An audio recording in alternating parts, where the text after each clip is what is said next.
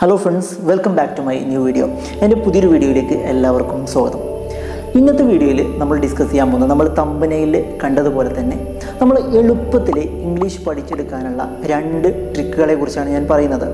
ഈ ട്രിക്ക് എന്ന് പറയുന്നത് സാധാരണ ആരും ഇതുവരെ യൂട്യൂബിലൊന്നും പറഞ്ഞു തന്നായിട്ട് ഞാൻ കണ്ടിട്ടില്ല.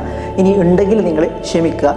ഞാൻ എൻ്റെ ജീവിതത്തിൽ പ്രയോഗിച്ച് നോക്കിയിട്ടുള്ള, അല്ലെങ്കിൽ എനിക്ക് എഫക്റ്റായിട്ട് തോന്നിയിട്ടുള്ള, ഫലം കണ്ടിട്ടുള്ള 2 ട്രിക്കുകളാണ് ഞാൻ പറയുന്നത്.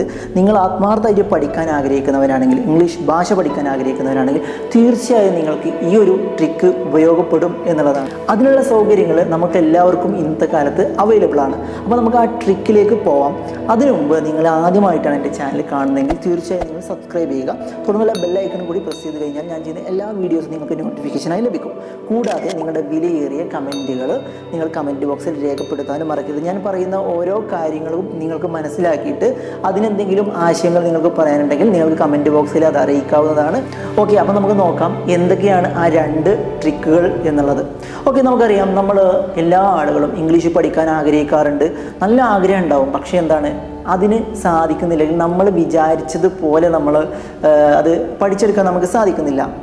നിങ്ങൾ ആദ്യം മനസ്സിലാക്കേണ്ടത്, നമ്മൾ ഒരു രാവിലെ അല്ലെങ്കിൽ ഒരു പ്രഭാതത്തിൽ എഴുന്നേറ്റിട്ട് നമുക്ക് ഇംഗ്ലീഷ് പഠിക്കണമെന്ന് വിചാരിച്ചാൽ നടക്കില്ല.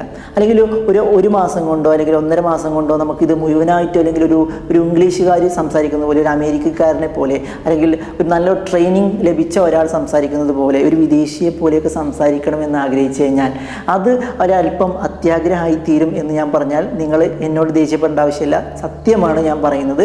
അങ്ങനെ നമുക്കൊരു വിദേശിയെ പോലെയൊക്കെ സംസാരിക്കണം എന്നുണ്ടെങ്കിൽ അതിനൊരുപാട് കാര്യങ്ങൾ നമ്മൾ ചെയ്യേണ്ടതുണ്ട്, അതിനൊരുപാട് അവസരങ്ങൾ നമുക്ക് ലഭിക്കേണ്ടതുണ്ട്. പക്ഷേ വിദേശിയെ പോലെയൊന്നും ആയില്ലെങ്കിലും നമുക്ക് മനസ്സിൽ വിചാരിക്കുന്ന, നമ്മൾ ആഗ്രഹിക്കുന്ന കാര്യങ്ങൾ മറ്റൊരാളോട് പറയാൻ, നമ്മൾ മലയാളത്തിൽ ചിന്തിക്കുന്ന കാര്യങ്ങൾ, അല്ലെങ്കിൽ നമുക്ക് പറയാനുള്ള കാര്യങ്ങൾ ഇംഗ്ലീഷിൽ മറ്റൊരാളെ അറിയിക്കാൻ, എഴുതി കൊടുക്കാൻ, സംസാരിക്കാനൊക്കെ വളരെ ഫ്ലുവൻ്റായിട്ട് സാധിച്ചിരുന്നെങ്കിൽ എന്ന് ആഗ്രഹിക്കാത്തവരായിട്ട് ആരും ഉണ്ടാവില്ല. ഓക്കെ, അപ്പോൾ അത്തരം ആഗ്രഹം മനസ്സിൽ വെച്ച് നടക്കുന്ന, തീവ്രമായ ആഗ്രഹം മനസ്സിൽ വെച്ച് നടക്കുന്ന ആളുകൾക്കാണ് ഈ വീഡിയോ ഏറ്റവും യൂസ്ഫുൾ ആയിരിക്കുന്നത്. ഓക്കെ, നമുക്കറിയാം, നമ്മുടെ കയ്യിൽ, എല്ലാവരുടെ കയ്യിലും ഇപ്പോൾ ആധുനിക സൗകര്യങ്ങളുണ്ട്. മൊബൈൽ ഫോണുകളുണ്ട്, ടാബ്ലറ്റ്സ് ഉണ്ട്, ലാപ്ടോപ്പുകളുണ്ട്. അതിനുള്ള സൗകര്യങ്ങളുടെ എല്ലാവരുടെ കയ്യിലുണ്ട്. അതിലെല്ലാം ഉപരി ഇപ്പോൾ ഇന്ത്യയിലൊക്കെ തന്നെ എല്ലാ ഇൻ്റർനെറ്റ് സൗകര്യം നമ്മുടെ എല്ലാവരുടെയും കയ്യിൽ സൗകര്യങ്ങളുണ്ട്. ഇനി നമ്മൾ ചെയ്യേണ്ടതിൽ ട്രിക്ക് നമ്പർ 1, ഞാൻ 1ാമത്തെ ട്രിക്കാണ് പറയാൻ പോകുന്നത്. നമ്മുടെ എല്ലാവരുടെയും മൊബൈൽ ഫോണുകളിൽ ഇപ്പോൾ ഡിഫോൾട്ടായിട്ടും കാണാം, അല്ലെങ്കിൽ നമുക്ക് ഗൂഗിൾ പ്ലേ സ്റ്റോറിൽ ഈ കാണുന്ന ഈ ഒരു സംഭവം, ഗൂഗിൾ ട്രാൻസ്ലേറ്റർ നിങ്ങൾ കണ്ടിട്ടുണ്ടാവും. പല ആളുകളും പല രീതിയിൽ ഉപയോഗിക്കുന്നതാണ്. പക്ഷേ ഇത് എങ്ങനെയാണ് ഇംഗ്ലീഷ് പഠിക്കാനായിട്ട് യൂസ് ചെയ്യുക എന്നുള്ളതിനെക്കുറിച്ചാണ് ഞാൻ ആദ്യം പറയുന്നത്. അപ്പോൾ നമ്മുടെ 1ാമത്തെ ട്രിക്കാണ്, ഗൂഗിൾ ട്രാൻസ്ലേറ്റർ ഉപയോഗിച്ചുകൊണ്ട് നമുക്ക് ഇംഗ്ലീഷ് പഠിക്കാൻ പറ്റും. ഇനി ഇതെങ്ങനെയാണ് പഠിക്കുന്നത് എന്നതിനെക്കുറിച്ചാണ് ഞാൻ പറയുന്നത്. നമ്മൾ മലയാളത്തിൽ ഒരു കാര്യം ചിന്തിക്കുന്നു, എന്നിട്ട് അതിനെ നമ്മൾ ഇംഗ്ലീഷിലേക്ക് മാറ്റാനാണ് സാധാരണ ചെയ്യുന്നത്. സാധാരണ ഞങ്ങൾ പറയാറുണ്ട്, നമ്മൾ മലയാളത്തിൽ ചിന്തിച്ചിട്ട് ഇംഗ്ലീഷിലേക്ക് ആക്കുന്ന സമയം നമ്മൾ എടുക്കാൻ പാടില്ല. നമ്മൾ ഇംഗ്ലീഷിൽ തന്നെ ആലോചിച്ചിട്ട് സംസാരിക്കുന്ന രീതിയിലേക്ക് എത്തുമ്പോഴേ നമുക്കിത് ഫ്ലുവൻ്റായിട്ട് സംസാരിക്കാൻ സാധിക്കുള്ളൂ എന്ന് പറയാറുണ്ട്. പക്ഷേ നമ്മൾ തുടക്കക്കാരാണെങ്കിൽ നമ്മൾ മലയാളത്തിലൊരു കാര്യം ആലോചിച്ചതിന് ശേഷം നമുക്കറിയാവുന്നതുപോലെ ചുമ്മാ അത് ഇംഗ്ലീഷിലൊന്ന് എഴുതി നോക്കാം. ഒരു പേപ്പർ, ചെറിയൊരു കഷ്ണം പേപ്പർ എടുത്തിട്ടോ അല്ലെങ്കിൽ മൊബൈലിൽ തന്നെയോ വെറുതെ ടൈപ്പ് ചെയ്ത് നോക്കുക. നമ്മൾ ഉദ്ദേശിച്ച ആ മലയാളത്തിൻ്റെ ഇംഗ്ലീഷ് എങ്ങനെയെങ്കിലും ആവട്ടെ, അതിലൊരുപാട് തെറ്റുകൾ ഒരു പക്ഷേ നമ്മൾ കണ്ടേക്കാം. പക്ഷെ അതൊന്നും മൈൻഡ് ചെയ്യണ്ട, നമ്മൾ അറിയുന്നത് പോലെ നമ്മളത് ഇംഗ്ലീഷിലേക്ക് എഴുതുന്നു.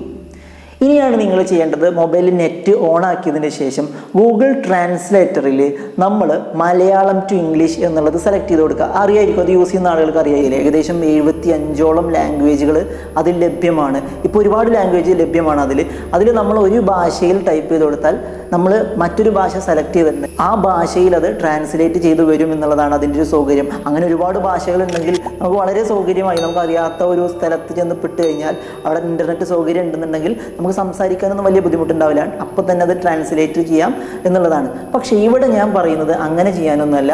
നമ്മൾ നേരത്തെ എഴുതിയ ആ മലയാളത്തിൽ നമ്മൾ ആലോചിച്ച കാര്യം നമ്മൾ ഇംഗ്ലീഷിൽ എഴുതി വെച്ചിട്ടുണ്ടാവുമല്ലോ, അത് മലയാളത്തിൽ ഇവിടെ ഒന്ന് ടൈപ്പ് ചെയ്യുക, എന്നിട്ട് ഇംഗ്ലീഷിലേക്ക് ട്രാൻസ്ലേറ്റ് ചെയ്യാം.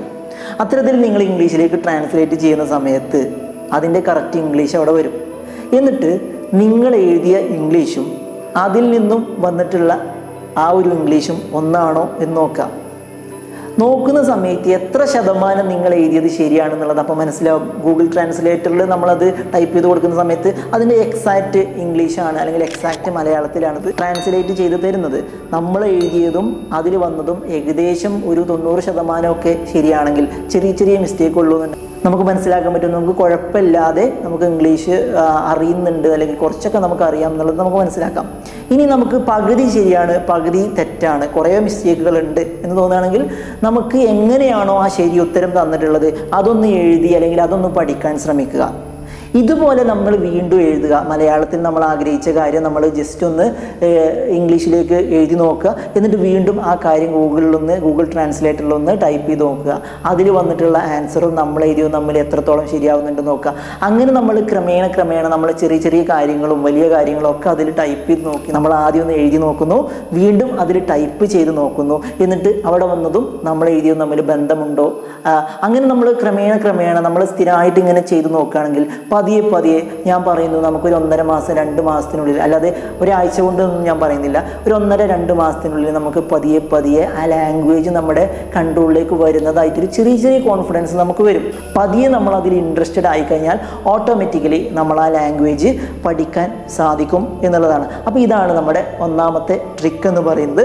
പിന്നെ ഇതിൻ്റെ എല്ലാം അപ്പുറത്തായിട്ട് നമുക്ക് ഇൻട്രാക്ട് ചെയ്യാൻ ആളുകൾ വേണം എന്നുള്ളതാണ്. നമ്മൾ ഒറ്റയ്ക്ക് ഒരാൾ വിചാരിച്ചാൽ മാത്രം ഇത് ഫ്ലുവൻ്റായിട്ട് പഠിക്കാൻ സാധിക്കില്ല. ഞാൻ പറഞ്ഞു നമുക്ക് സെൻറ്റൻസ് എഴുതാൻ സാധിക്കും, അല്ലെങ്കിൽ സെൻറ്റൻസ് എങ്ങനെയാണ് എഴുതേണ്ടത് എന്ന് മനസ്സിലാക്കാൻ സാധിക്കുന്ന ട്രിക്കാണ് ഞാനിപ്പോൾ പറഞ്ഞത്. ഇനി ഇത് ഫ്ലുവൻ്റായിട്ട് കൈകാര്യം ചെയ്യാൻ പഠിക്കാനുള്ളതാണ് നമ്മൾ രണ്ടാമത് പറയുന്ന ട്രിക്ക്. ഇതിന് നമ്മൾ നമ്മുടെ നവമാധ്യമമായ മൊബൈൽ ഫോൺ അല്ലെങ്കിൽ ഇൻ്റർനെറ്റ് തന്നെയാണ് നമ്മൾ ഇതിനും ഒരു വഴിയായിട്ട് സ്വീകരിക്കുന്നത്. നമ്മൾ എല്ലാവരും ഒരുപാട് മെസ്സേജുകൾ അയക്കുന്നവരാണ്. നമ്മൾ വോയിസ് മെസ്സേജുകൾ അയക്കും, അതുപോലെ തന്നെ വാട്സപ്പിലൊക്കെ ആണെങ്കിൽ നമ്മൾ വോയിസ് മെസ്സേജുകൾ അയക്കും, അതുപോലെ തന്നെ ടെക്സ്റ്റ് മെസ്സേജുകൾ നമ്മൾ ധാരാളമായിട്ട് അയക്കുന്നവരാണ്. ഇത്തരത്തിൽ നമ്മൾ മെസ്സേജുകൾ അയക്കുന്ന സമയത്ത് ചെറിയ മെസ്സേജുകളൊക്കെ ആണെങ്കിൽ അത് നമ്മൾ ഇംഗ്ലീഷിൽ സെൻഡ് ചെയ്യാൻ വേണ്ടി ശ്രമിക്കുക. ഉദാഹരണത്തിന് നമ്മുടെ ഫ്രണ്ട് നമ്മളോട് എങ്ങോട്ടോ പോകാൻ വേണ്ടിയിട്ട് പറഞ്ഞിരുന്നു, ഒരുമിച്ച് പോകാം എന്നാണ് പറഞ്ഞത്. അവൻ നമുക്ക് മെസ്സേജ് വിടുകയാണ്, ബ്രോ എവിടെയാണ്. അവൻ മലയാളത്തിലായിരിക്കും ഒരു പക്ഷേ മെസ്സേജ് വിട്ടിട്ടുണ്ടാകുക, ബ്രോ എവിടെയാണ്. അപ്പോൾ നമുക്ക് അറിയാവുന്നതുപോലെ ഇംഗ്ലീഷിൽ ടൈപ്പ് ചെയ്തോ അല്ലെങ്കിൽ വോയിസ് ആയിട്ടോ വിടാം. ഐ വിൽ കം നൗ, ഞാനിപ്പോൾ വരാം, അല്ലെങ്കിൽ ഐ ആം കമ്മിങ് നൗ, ഞാൻ വന്നുകൊണ്ടിരിക്കുകയാണ്, അല്ലേ. ഇങ്ങനെയുള്ള ഇംഗ്ലീഷുകൾ ഓരോ സെൻറ്റൻസുകളൊക്കെ ഇടയ്ക്കിടയ്ക്ക് ടൈപ്പ് ചെയ്ത് വിടുക. ആദ്യമൊക്കെ നമുക്കൊരു മടിയൊക്കെ ഉണ്ടാകും. പതിയെ അവനത് അക്സെപ്റ്റ് ചെയ്ത് തുടങ്ങിയാൽ നമുക്ക് കൂടുതൽ കാര്യങ്ങൾ ഇംഗ്ലീഷിൽ ടൈപ്പ് ചെയ്ത് വിടാനും അവന് തിരിച്ച് ഇങ്ങോട്ടും അങ്ങനെ ട്രൈ ചെയ്യാൻ ശ്രമിക്കും. അങ്ങനെ രണ്ടുപേരും തമ്മിലൊരു കണക്ഷൻ വരും. ആ ഒരു ലാംഗ്വേജ് യുണീക്ക്നെസ് അവിടെ വരും. പതിയെ നിങ്ങളുടെ രണ്ടുപേരുടെ ഈ ലാംഗ്വേജുകൾ ഇമ്പ്രൂവ് ചെയ്യാൻ തുടങ്ങും. ഇത് നിങ്ങൾ വീണ്ടും പരീക്ഷിക്കുക, മറ്റൊരാളിൽ പരീക്ഷിക്കുക. അങ്ങനെ ഒരു കമ്മ്യൂണിറ്റി ഉണ്ടായി കഴിഞ്ഞാൽ, അങ്ങനെ ഒരു ഗ്രൂപ്പ് ഓഫ് പീപ്പിൾ നമ്മുടെ ഫ്രണ്ട്സിൻ്റെ ഇടയിൽ നിന്ന് നമ്മളോട് ഇംഗ്ലീഷിലും നമ്മൾ അങ്ങോട്ട് ഇംഗ്ലീഷിലൊക്കെ സംസാരിക്കുന്ന അല്ലെങ്കിൽ വോയിസ് വിടുന്ന ടെക്സ്റ്റ് മെസ്സേജുകൾ അയക്കുന്ന ഒരു കമ്മ്യൂണിറ്റി ഉണ്ടായി കഴിഞ്ഞാൽ നമ്മളും അത് ഇമ്പ്രൂവ് ചെയ്യാൻ തുടങ്ങും എന്നുള്ളതാണ് നമ്മുടെ രണ്ടാമത്തെ ട്രിക്ക്. നമ്മൾ ഒറ്റ ദിവസം കൊണ്ട് ഇംഗ്ലീഷ് സംസാരിക്കാൻ പോകുന്നു എന്നല്ല, പതിയെ ചെറിയ 1-2 വാക്കുകൾ, സെൻറ്റൻസുകൾ, പിന്നെ പാരഗ്രാഫുകൾ, പിന്നെ വലിയ കാര്യങ്ങൾ, ഈ ഒരു രീതിയിൽ സ്റ്റെപ്പ് ബൈ സ്റ്റെപ്പായിട്ടാണ് നമ്മൾ പോകുന്നത്. അല്ലാതെ ഒരു ദിവസം കൊണ്ട് നമ്മൾ ഇംഗ്ലീഷിൽ വലിയ എസ്സേയിസ്റ്റുകളായി മാറും എന്നല്ല നമ്മൾ പറയുന്നത്. എൻ്റെ ജീവിതത്തിൽ എന്നെ സംബന്ധിച്ചിടത്തോളം ഈ 2 ട്രിക്കുകളും ഒരുപാട് നല്ല ഫലം ചെയ്തിട്ടുണ്ട് എന്നുള്ളതാണ്. ഓക്കെ ഫ്രണ്ട്സ്, അപ്പോൾ നിങ്ങൾക്ക് എല്ലാവർക്കും ഈ വീഡിയോ ഇഷ്ടപ്പെട്ടു എന്നാണ് ഞാൻ വിശ്വസിക്കുന്നത്. ഇതുപോലത്തെ ഇൻഫർമേഷൻസ്, ഇതുപോലത്തെ ഐഡിയകൾ, ഇതുപോലത്തെ കാര്യങ്ങളൊക്കെ നിങ്ങൾക്ക് ലഭിക്കണമെങ്കിൽ തീർച്ചയായും നിങ്ങൾ എൻ്റെ ചാനൽ സബ്സ്ക്രൈബ് ചെയ്യുക. തുടർന്നുള്ള ബെല്ലൈക്കൺ കൂടി നിങ്ങൾ പ്രസ് ചെയ്ത് കഴിഞ്ഞാൽ ഞാൻ ചെയ്യുന്ന എല്ലാ വീഡിയോസും നിങ്ങൾക്ക് നോട്ടിഫിക്കേഷനായി ലഭിക്കും. കൂടാതെ ഇതുപോലെ നിങ്ങൾക്ക് എന്തെങ്കിലും ട്രിക്കുകൾ അറിയാമെങ്കിൽ, സജഷൻസ് ഉണ്ടെങ്കിൽ നിങ്ങൾ കമൻറ്റ് ബോക്സിൽ അത് രേഖപ്പെടുത്താനും നിങ്ങൾ മറക്കരുത്. മറ്റൊരു വീഡിയോയിൽ നമുക്ക് വീണ്ടും കാണാം.